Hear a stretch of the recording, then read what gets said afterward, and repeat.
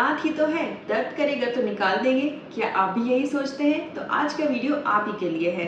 दांत को कब बचाया जाए और कब निकलवाया जाए, आज हम इसी बारे में बात करेंगे। नमस्ते, मैं doctor Barkha Jain, a dentist practicing from past more than 15 years now. तो आज का हमारा टॉपिक है when to extract, when to save. शुरू करते हैं व्हेन टू एक्सट्रैक्ट। दांत कब निकलवाना जरूरी हो जाता है? पहला, अगर दांत में बहुत इन्फेक्शन हो गया है, यानी इतना इन्फेक्शन हो गया है कि उसकी वजह से दांत हिलना स्टार्ट हो गया है और इतना इन्फेक्शन हो गया है कि मुंह पूरी तरीके से फूल गया, आसपास के दांतों में स्प्रेड हो रहा है, तो हो सकता है आपके डेंटिस्ट आपको बोले कि अब इसको निकलवाना ही पड़ेगा। सेकेंड, फ्रैक्चर, यानी कि आपका दांत टूट गया हो, कुछ हार्ड फूड खाने की वजह से या किसी और रीजन की वजह से दांत पूरी तरीके से बीच में से अलग हो गया हो। तीसरा, आरसीटी ट्रीटेड टूथ, यानी कि आपने उस टीथ का रूट कैनाल यानी नस का इलाज करवाया हो और कभी उसमें कैप नहीं लगाया हो, जिसे क्राउन भी बोलते हैं, या फिर करवाया हो और निकल गया हो और उसे ऐसे ही छोड़ दिया हो और धीरे धीरे करके पीसेस बाय पीसेस वो टूट गया और दांत अंदर बस जड़ रह गई है, उस कंडीशन में भी उसे निकलवाना पड़ सकता है। फोर्थ, इम्पैक्शन, यानी कि आपका दांत ओरल कैविटी में आया ही नहीं है। मोस्टली ये केस विजडम टूथ में दिखाई देता है, जो कि सीधे नहीं आते हैं, टेढ़े आते हैं, उस कंडीशन में आपको निकलवाना ही रहता है। फिफ्थ, ऑर्थो ट्रीटमेंट, यानी कि आप ब्रेसेस के ट्रीटमेंट में जा रहे हैं, जिसे कि तार लगा के दांत सीधे किए जाते हैं। उस कंडीशन में कभी कभी दांतों में जगह बनाने के लिए हमें फर्स्ट प्रीमोलर एक्सट्रैक्शन एडवाइस करना पड़ता है, उस कंडीशन में भी एक्सट्रैक्शन होता है। आगे बढ़ते हैं व्हेन टू सेव, दांत को कब कब बचाया जा सकता है।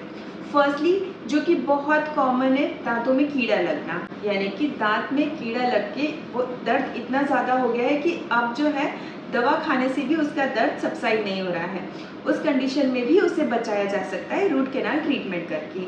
सेकेंड, इन्फेक्शन हो गया हो या गम में छोटा सा पिंपल फॉर्म हो गया हो, उस कंडीशन में भी बचाया जा सकता है। तीसरा, अगर माइनर फ्रैक्चर हो गया है, यानी कि दांत का कुछ छोटा सा पीस टूट गया हो, उस कंडीशन में भी उसे बचाया जा सकता है। फिफ्थ, प्रीवियस आपकी कोई फिलिंग हो जो कि डिसलॉज हो गई हो, उसमें अब कोई प्रॉब्लम हो गई हो, उस कंडीशन में भी उसे बचाया जा सकता है। सिक्स, सेंसिटिविटी, अब वो किसी भी कंडीशन से हो सकती है, यानी कि दांत बहुत घिस गया है, एक बहुत ज़्यादा यूज़ हो गया है, कट गया है या फिर टूट गया है या फिर डीके हो गया है, सब कंडीशन में उसे बचाया जा सकता है। आगे बढ़ते हैं, दांत बचाना क्यों ज़रूरी है, क्यों हम निकलवाए ना, क्योंकि निकलवाना तो आसान होता है। जब आप डेंटिस्ट के पास जाते हैं और आपको जब बताया जाता है कि या तो इसे निकलवाया जा सकता है या बचाया जा सकता है, आपको लगता है कि जब दांत निकलवाना है एक बार निकलवा लेंगे, आप अगर उसे देखें तो वो पॉकेट फ्रेंडली भी रहता है और आपको बार बार डॉक्टर के पास आना भी नहीं पड़ता है। लेकिन वहीं अगर आप उस समय दांत बचाने का डिसीजन लेते हैं तो आपको वो थोड़ा सा कॉस्टली भी लगता है और आपको उसके लिए मल्टीपल बार डेंटिस्ट के पास जाना भी रहता है। लेकिन उस समय अगर आप सही डिसीजन लेंगे तो वो आपके लॉन्ग रन के लिए बहुत अच्छा होता है।